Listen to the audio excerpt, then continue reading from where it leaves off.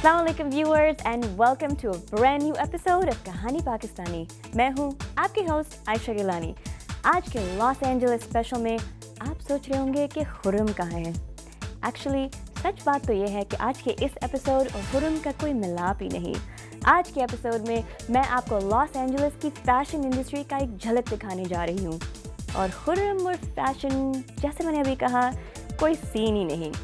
उसको छोड़ें, आइए मैं आपकी मुलाकात करवाती हूँ लॉस एंजलिस की फैशन इंडस्ट्री के टॉप मूवर्स एंड शेकर से और उन पाकिस्तानियों से जो अमेरिका में आके तालीम हासिल करके वापस पाकिस्तान जाके फैशन इंडस्ट्री में अपना नाम बना रहे हैं।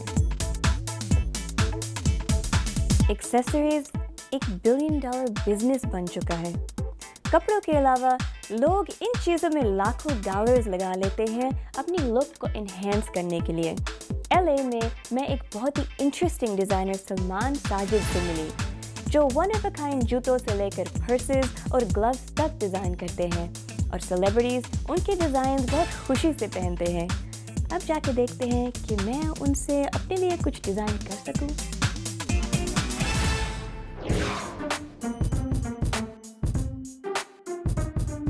What's up, Salman? अस्सलाम वालेकुम, क्या हाल है? वालेकुम सलाम, मैं बिल्कुल ठीक हूँ। गाइस, मैं तो जानती हूँ कि सलमान कौन है, मगर मैं चाहती हूँ कि आप लोग भी जानें कि सलमान साजिद हैं कौन, द ग्लोबल लेबल। तो आइए ज़रा उनसे बात करते हैं। Salman, by the way, you speak Urdu है ना? थोड़ी सी बोलता हूँ। थोड़ी सी, जितनी भी आप बोलेंगे वो मुझसे तो बेहतर होगी। I just know a couple things. जूते खाने हैं? I got that a lot. थप्पड़ मारूंगा? We've all heard that one a lot. Yeah. So tell me about Salman Sajid, the brand. How did it start? ये कैसे शुरू हुआ? What was your inspiration? Inspiration was, I came to the country when I was 2 years old. जब हम America आए तो उस वक्त मेरी उम्र सिर्फ 2 साल थी। शुरू में हम सैन फ्रांसिस्को में आ गए और 5 साल पहले हम लॉस एंजलिस में आ गए। और डिजाइन के शोबे में आने की इंस्पिरेशन का सबब मेरा पालतू कुत्ता है। His name's Tri-Tip, also known as Poopy or Booby there. Aww. So I was going to make a collar just for him 5 years ago, and 5 साल पहले मैं इसके लिए कॉलर बनाना चाहता था। जब लोगों ने इसे देखा तो वो उन्हें बहुत पसंद आया और कई हम शख्सियात ने कहा कि मैं उनके कुत्ते के लिए भी ये बना कर दूँ। इसके बाद लोगों ने मुझे ब्रेसलेट्स बनाने की फरमाइश की। ये रहनुमाई भी लोगों ने ही की कि उन्हें किस तरह का बनाया जाए। इसके बाद लोगों ने मुझसे गिटार की चीज़ें बनाने के लिए कहा और फिर वो ज्वेलरी बनाने की फरमाइशें करने लगे। एक और चीज़ जिसका मैं जिक्र करना चाहूँगा कि लोगों को जो काम करना चाहिए अक्सर लोग वो काम नहीं कर रहे होते। हमारे माशरे में बहुत से लोग डॉक्टर या इंजीनियर या कानूनदान हैं, जैसे मेरी बहन डॉक्टर है, मेरा भाई इंजीनियर है और मैं एक आर्टिस्ट हूँ। मेरा ख्याल है कि लोगों को वो काम करना चाहिए जिसे वो अपने बेहतरीन अंदाज में कर सकते हों और अमूमन उन्हें बहुत अरसे बाद पता चलता है कि वो किस काम के लिए ज़्यादा फिट हैं। so people, it's like you almost don't have an option, but you're going to do your best when you're doing what you're supposed to do, and sometimes you won't find out until later on in life. But how important do you think individuality is in fashion? Because I think it was Alexander McQueen जिसने कहा था कि fashion is all about individuality. It's all about blending high-end labels, low-end labels with classic designers. Yeah. And you were big designers such as Valentino, ये वो, और फिर आप वो vintage वगैरह भी पहनते। So how mixing it up? Yes. You know, and a lot of people are just follow trends. मैं इनफरादियत के मुतालिक ये कहूँगा कि ज़्यादातर लोग ट्रेंड्स के मुताबिक चलते हैं। मैं ट्रेंड्स पर यकीन नहीं रखता। मुरव्वजा माशरती रवैयों पर चलना आसान होता है, लेकिन इसमें आप आते जाते और चले जाते हैं। लेकिन जब आप कुछ नया कर रहे होते हैं तो आपकी हैसियत एक लीडर की सी होती है। लोग आपकी तरफ देख रहे हैं और आप किसी की पैरवी नहीं कर रहे होते और आपकी अपनी एक शनाख्त और पहचान बन जाती है। Helping people as well. So it's about individuality, and it's about just not. It's about being a leader and not a follower, and developing your own identity and not trying to, follow other people's shadows and stuff like that. Yeah. असल में मैं कोई ऐसी चीज़ बनाना चाहता था जिसमें वो अच्छा दिखाई दे। मैं ये भी नहीं चाहता था कि इसके लिए कोई ऐसी चीज़ बनाऊं जो मैं पहनता हूं, क्योंकि ये इनफरादियत का पहलू था। मैंने इस बारे में सोचा और मेरे जहन में एक आइडिया आया कि मेटल और चमड़े को मिलाकर कोई चीज़ बनाई जाए। इस सिलसिले में कई लोगों ने मुझे कई तरह के मशवरे दिए। लोग उम्र भर आपको मशवरे देते रहते हैं। जब आप लोगों की बात सुनते हैं और इस पर चलते हैं तो फिर आप कुछ नया तख्लीक नहीं कर सकते। आपको अपने लिए रास्ता खुद तलाश करना होता है और इसके लिए आपको बहुत सी रुकावटें अबूर करना होती हैं और फिर कहीं जाकर आपको रास्ता मिलता है। Where you get to a certain level, you just continue with your positivity. Pakistani log aren't used to hearing about a male jewelry designer who designs couture jewelry. So have you faced anything with Pakistanis, just totally being blown out of the water by what you do? The thing I'm going to do, like I plan on doing this in many different countries. मैं मुख्तलिफ मुल्कों के हवाले से काम करने की जो प्लानिंग करता हूँ और पाकिस्तान के हवाले से भी जो मेरा अपना मुल्क है, मेरी प्लानिंग ये होती है कि इस्लामी सकाफ़त और पाकिस्तानी सकाफ़त को सामने रखते हुए मखसूस किस्म की चीज़ों का इंतखाब करूँ। जैसे मिसाल के तौर पर लाहौर वगैरह, तो मैं साड़ी और ज्वेलरी वगैरह लेकर उन्हें एक चौंका देने वाली और मुनफरिद किस्म की शक्ल देकर सामने लाता हूँ। और मैं जब भी कभी पाकिस्तान वापस जाऊंगा तो वहाँ की मईशत में भी मदद करूंगा, और जब चीज़ें पाकिस्तान में बनेंगी तो इससे मुकामी मईशत को मदद मिलेगी और वहाँ लोगों के लिए रोज़गार के मौके पैदा होंगे। मेरी ये सोच कई मुल्कों के बारे में है और इनमें पाकिस्तान भी शामिल है। मैं इंडिया और हेटी और कोलंबिया में भी जाकर काम करना चाहता हूँ। आप फैशन के शोबे में दूसरे मुल्कों की मदद कर सकते हैं। मेरा ख्याल है कि ये एक अच्छी चीज़ होगी। जब आप अपनी सोच का दायरा वसी करते हैं और अपने दिल के दरवाजे खोलते हैं तो फिर आप बहुत बुलंदियों पर जा सकते हैं। Wherever they need any help, and that's where, like, how can you hit a creative ceiling when you have all these countries and you could just help all these countries, but you could do it in fashion, And I think that's a beautiful thing. And when you open up your mind and you open up your heart, and the sky's not even the limit. There is no limit. आप America में 2 साल की उम्र से हैं। How do you identify yourself as a Pakistani? Because you're doing something to give back to the Pakistani people. Where does that love and inspiration come from? Well, I mean, I was, my parents were first generation. मेरे वालिदैन पाकिस्तानी हैं और बहैसियत पाकिस्तानी यहाँ ये हमारी पहली generation है। इस माशरे में रहना और वक्त गुजारना उनके लिए एक सकाफती धचका था। जब मैं बड़ा हो रहा था तो मुझ पर बहुत पाबंदियाँ आई थीं। मैं गर्लफ्रेंड नहीं बना सकता था, स्कूल की डांस पार्टियों में नहीं जा सकता था। इस तरह की कई और भी दूसरी पाबंदियाँ थीं। मैं इस तरह के माहौल में पला बढ़ा। मैंने अरबी में सारा कुरान पाक पढ़ा। जब मैं पाकिस्तान गया तो वहाँ मैंने अपने लिए बहुत सा प्यार और मोहब्बत देखा। गो के बच्चे शरारत में मुझे अमेरिका का बंदर कहते थे, लेकिन वहाँ मुझे अपने ख़ानदान से इतना प्यार मिला कि मुझे यहाँ वापस आने को दिल नहीं चाह रहा था। जब आप अमेरिका में पलते बढ़ते और बड़े होते हैं तो लोग आपका मजाक उड़ाते हैं। मैं बुनियादी तौर पर पाकिस्तानी हूँ, मेरा नाम पाकिस्तानी है, मेरा बचपन यहाँ अमेरिका में गुजरा है, लेकिन पाकिस्तानी कल्चर का एहतराम करता हूँ और इसी की वजह से आज मैं सब कुछ हूँ। You speak for all of Pakistani Americans in this country. I think we all feel that way, that even though we're born and raised in America, Pakistan is who we are deep down inside. And even more deeper than that, I feel like we're all the same. हम सब एक हैं। मैं हर एक से गैर मशरूत मोहब्बत करता हूँ। Unconditionally, and that's what it should be like. And I agree. Yeah. I agree. I saw your logo. SS for Salman Sajid, of course, but it says act without expectation. इसका क्या मतलब है? This is do things without expectation. इस लोगो का मतलब है कि जो काम करें इस तवक्को के साथ करें कि इसका कोई रद्द-ए-अमल होगा।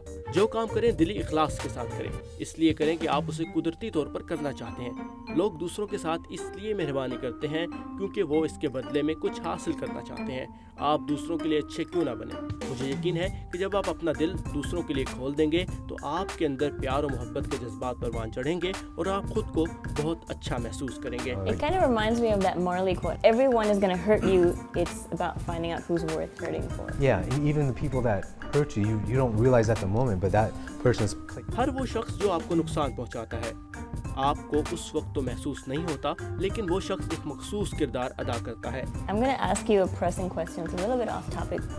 I see you're all tatted up. You have beautiful artwork all over Thank you. you. आपका पहला टैटू क्या था और उसकी मीनिंग क्या है? Oh Jesus. No, my first tattoo was in high school.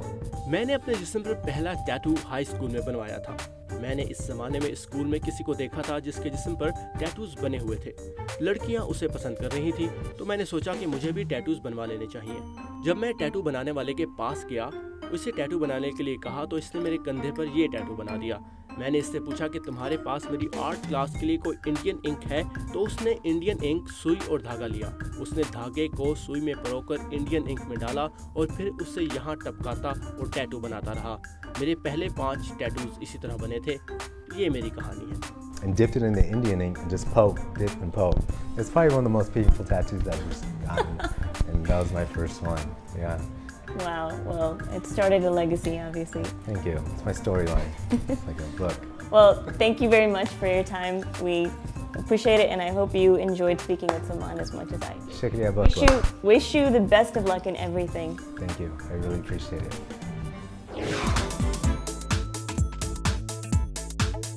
एक ब्रेक के बाद मिलते हैं.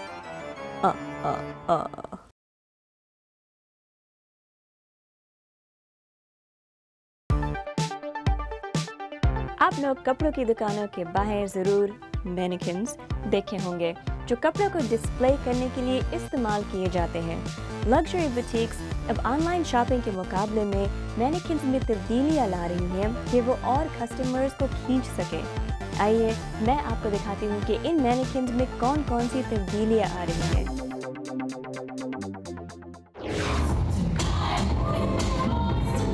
ये है पेरिस फैशन वीक पर एक मशहूर डिज़ाइनर के बनाए हुए कपड़ों की एक झलक. माजी में डिज़ाइनर्स अपनी दुकानों के बाहर ऐसी दुबली पतली मॉडल से मिलते जुलते मैनिक्विन सजाते थे ताकि लोग इनकी दुकानों में आकर इनके कपड़े खरीदें. मगर अब न्यूयॉर्क के कुछ लग्जरी स्टोर्स अलग तरह से सोचने लग गए हैं. सैक्स फिफ्थ एवेन्यू नामी दुकान ऑनलाइन शॉपिंग के साथ सख्त मुकाबले की वजह से अब ऐसे मैनिक्विन्स का इस्तेमाल कर रही है जो कि बिल्कुल असल लगते हैं ताकि ये लोगों के दिलों को छू सके. इन मैनिक्विन्स ने विग्स पहनी हुई होती हैं और इनके जिस्म निस्बतन भारी होते हैं. सैक्स फिफ्थ एवेन्यू के सीनियर वाइस प्रेसिडेंट हैरी ई कनिंगम का कहना है कि ऑनलाइन शॉपिंग कस्टमर्स को कपड़े करीब से देखने का मौका नहीं देती. हमारे नज़दीक एक दुकान से शॉपिंग करना ऑनलाइन शॉपिंग करने से बहुत मुख्तलिफ है. जब आप एक मैनिक्विन के सामने खड़े होते हैं तो देख सकते हैं कि कोई भी लिबास इंसानी जिस्म पर कैसा लगेगा. आप उस लिबास को छू सकते हैं और उसका करीब से जायजा ले सकते हैं.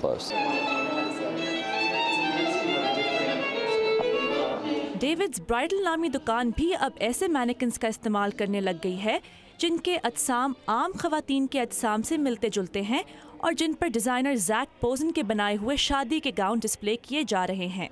Vice president of design and product development Michelle von Plato का कहना है कि इनकी कोशिश है कि इनके मैनिक्विन्स में असलियत दिखाई दे. When we started the project back in 2007, we really wanted to understand what real American women look like. जब हमने 2007 में ये प्रोजेक्ट शुरू किया तो हम ये जानना चाहते थे कि आम अमेरिकी औरतें कैसी लगती हैं. फिर हमने मुल्क भर में हजारों खवातीन की जिसामत को स्कैन किया और ये दरियाफ्त किया कि हमें मैनिक्विन्स के सीने, कमर और कमर के निचले हिस्से के नाप और तनासुब पर तवज्जो देनी होगी ताकि ये बिल्कुल हकीकी दिखाई दे. मिशेल का ये भी कहना है कि अच्छी कस्टमर सर्विस का मतलब है कि क्लाइंट्स को रैक पर टंगे हुए कपड़े भी फिट आ सकें. इससे कबल हम बिल्कुल एक गुड़िया के जिस्म जैसे मैनिक्विन्स इस्तेमाल कर रहे थे जो कि इस इंडस्ट्री में आम इस्तेमाल किए जाते हैं. फिर हमें लगा कि आम खवातीन ऐसी नहीं लगती और फिर हमने अपने क्लाइंट्स को अच्छी सर्विस फराहम करने के लिए ऐसे मैनिक्विन्स का इंतखाब किया ताकि हमारे मुख्तलिफ क्लाइंट्स को हर किस्म के कपड़े फिट आ सकें. रूटस्टाइन नामी एक बड़ी मैनिक्विन्स बनाने वाली कंपनी के ये मैनिक्विन्स रोबोट की तरह सीधे और गैर जज्बाती होने की बजाय मुख्तलिफ पोज बनाए हुए हैं. रूटस्टाइन के मैनिक्विन्स सबसे हकीकी मैनिक्विन्स में से हैं और अब तो दुकानदारों के लिए ऐसे मैनिक्विन्स को अपनी दुकानों में सजाना और भी आसान हो गया है जब से गोल्डस्मिथ नामी कंपनी ने नए किस्म के मैनिक्विन्स इजाद किए हैं. इन मैनिक्विन्स के चेहरे की कुछ खसूसियात बच्चों के एक मशहूर खिलौने मिस्टर पोटैटो हेड की तरह तब्दील की जा सकती हैं. मैनिक्विन्स को हकीकत के करीब बनाने का रुझान बढ़ता जा रहा है मगर इस तरह के मैनिक्विन्स का ख्याल रखना और उनको मेंटेन करना बहुत मुश्किल होता है. इसलिए हम ऐसे मैनिक्विन्स बनाते हैं जिनके चेहरे का मेकअप, आंखें और होठ मक़नातीस की मदद से तब्दील किए जा सकें और इसके जरिए आप इन मैनिक्विन्स की लुक्स को अपडेट कर सकते हैं. आजकल गोल्डस्मिथ कुछ ऐसे मैनिक्विन्स भी फराहम कर रहे हैं जिनके चेहरों पर स्क्रीन्स लगी हुई होती हैं जिन पर लोग इश्तिहारात और कीमतें भी देख सकते हैं. H&M नामी दुकान अपने टाइम स्क्वायर वाले स्टोर पर इन हाईटेक मैनिक्विन्स का इस्तेमाल कर रही है.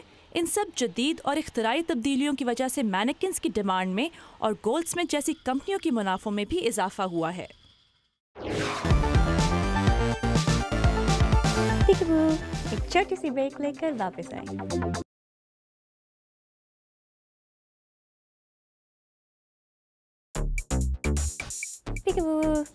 पाकिस्तान में डिज़ाइनर्स तो बहुत हैं, लेकिन हमारी अगली कहानी एक ऐसे डिज़ाइनर की है जिनका स्टाइल ही कुछ अलग है. यूसुफ बशीर एक ना सिर्फ डिज़ाइनर हैं बल्कि एक आर्टिस्ट और क्रिएटिव जीनियस भी. इनका सफ़र अमेरिका में कैसे शुरू हुआ और वो पाकिस्तान में वापस जाकर अपना नाम कैसे रोशन कर रहे हैं, आइए आपको दिखाते हैं हमारे VOA उस पार सीरीज़ में।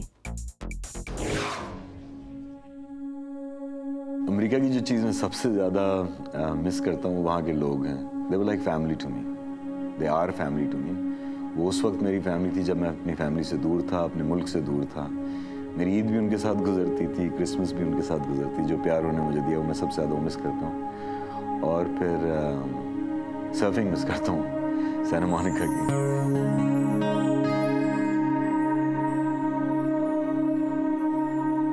पहले मुझे होता था कि लोग मुझे बुलाते नहीं थे, शर्माते थे कि यार ये अजीब सा कुछ समझ नहीं आ रही कोई।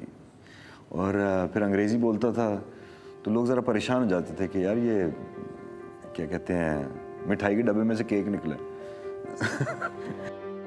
लेकिन मैं यही सोचता था कि अगर मनमोहन सिंह जी पग और पजामा पहन के पूरी दुनिया में जा सकते, मैं धोती बांध के क्यों नहीं जा सकता। पहले जो लोग ये नापसंद करते थे, अब मुझे शायद धोती की वजह से ही बुलाते हैं, क्या वो धोती वाले को ज़रा बुला देना। तो it's become a little signature for me. बचपन से मुझे शौक था कपड़े पहनने का और लोगों को कपड़े पहनाने का भी। लेकिन केड कॉलेज में कभी वो चीज़ आगे तक नहीं लेके जा सका। मैंने शुरू में केड कॉलेज में एक शुरुआत की, एक फ्लावर मेकिंग क्लब की, तो मैं फूल बनाता था।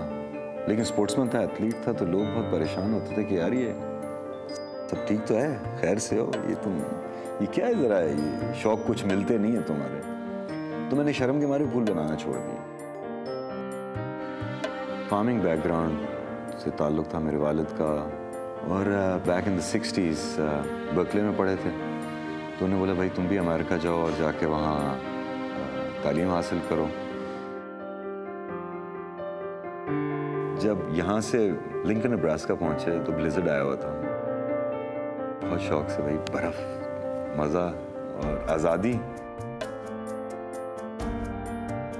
वहाँ जो एजुकेशन थी बहुत सिस्टम बहुत डिफरेंट था। तो कुछ अरसा लगा उसमें सेटल होने में। I went there to be a food scientist. Host parents के साथ रहता था तो ये लोग, इनकी रैंच थी। So I used to train horses and show horses also in costume. जब कॉस्ट्यूम में दिखाता था तो I got a lot of attention. तो वहाँ से मेरा फैशन का करियर शुरू हुआ। दोस्त मेरी एक और बनी सिंगर हैं, वो भी शरल क्रो।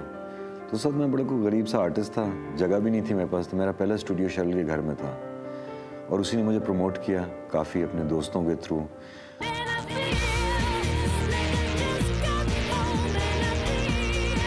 आर्यन फिलिप्स जो मैडोना की स्टाइलिस्ट थी रे ऑफ लाइट में, उसने मेरी हेल्प ली। तो वो कॉस्ट्यूम्स मैंने किए। उससे पहले तो मुझे इंडस्ट्री में कोई आना ही नहीं देता था, क्योंकि जब भी कहीं जाके किसी को रेज्यूमे दिखाते तो बोलते भाई तुम तो जाके मैकडॉनल्ड पे बर्गर शर्गर बनाओ, फूड साइंटिस्ट हो, ये फैशन से तुम्हारा क्या ताल्लुक। My best friend called me and said के यार ये सब तो याद आता है, वापस आ जा। And that was my grandfather. I move back, that's it, I didn't think twice. मैं वापस आया तो मैं दोबारा ही आर्ट में आना चाहता था। तो शुरुआत मैंने इंडस से की, वहाँ पढ़ाना शुरू किया फैशन डिज़ाइन।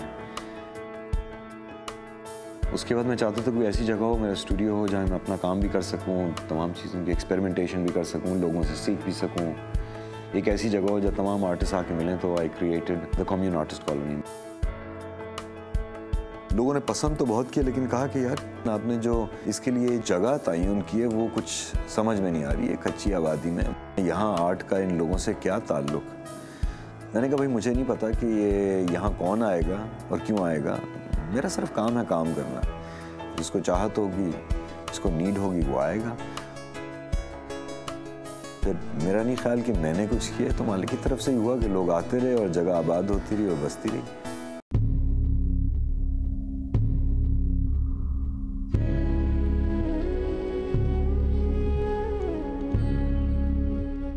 मेरा जो पहला फैशन शो था तो मैंने लोगों को इनवाइट किया, मीडिया को इनवाइट किया कि आए जी मेरा पहला फैशन शो है। सब लोग आए। कुछ लोग मायूस भी हुए क्योंकि मैंने उनको सिर्फ एक फिल्म दिखाई थी 7 मिनट की, तो वो एक्सपेक्ट कर रहे थे रैंप होगा, औरतें होंगी, ख़वातीन होंगी, कुछ मलबूसात, कुछ लिबास होंगे, लेकिन ऐसा उनको कुछ नहीं मिला। लेकिन मेरा ख्याल से वो एक ब्रेक थ्रू था हमारी फैशन इंडस्ट्री में भी, मेरे लिए भी एक ब्रेक थ्रू था। मेरे लिए भी पहला एक्सपेरिमेंट था।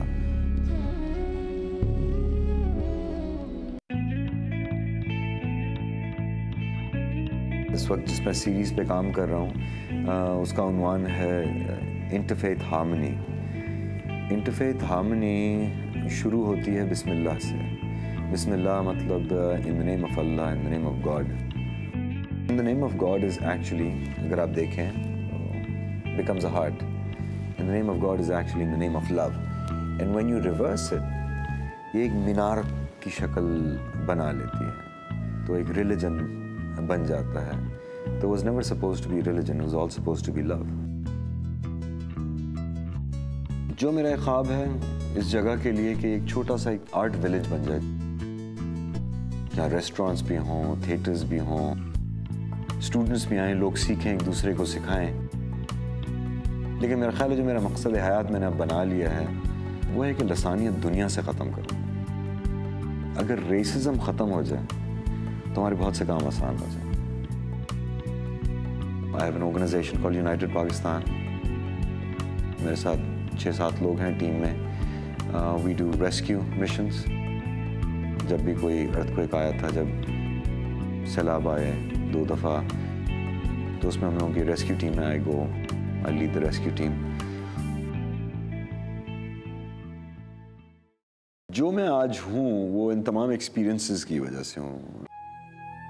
मेरा अमेरिका जाना और वहाँ के लोगों से मिलना और तमाम चीज़ें अंडरस्टैंड करने के लिए मुझे मेरा ख्याल है वहाँ जाना बहुत ज़रूरी था। उसके अलावा मेरी ज़िंदगी नामुकम्मल होती इस वक्त। लेकिन अगर मैं यहीं रहता तो मेरा ख्याल है मैं ज़मींदारी करता और शायद पॉलिटिक्स में होता, यही होता।